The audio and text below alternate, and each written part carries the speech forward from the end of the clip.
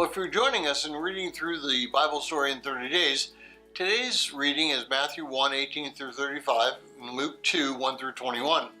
If you've not read these passages, please pause this video and do it now. In a few more weeks, we'll be celebrating the birth of Christ.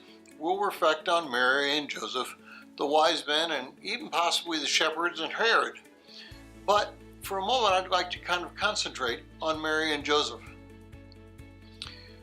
Joseph is described as a righteous man, and his response to his fiancée proves his righteousness.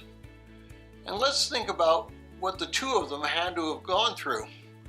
The faith they must have had over the many months of her pregnancy. They were experiencing a walk with God that very few of us have ever experienced. They had to rely on him, and because of his promise, without that reliance, things could have gone just devastatingly wrong or bad. Mary knew what pregnancy was all about. Agricultural societies don't need much information as a way of sex education. Mary knew what her pregnancy would bring, and she and Joseph. Many scholars hold that she must have been only about 13 to 15 years old. It's hard to imagine in this day and time for a person to be mature enough to respond as Mary did to that angel. So, how do we respond to revelation from God?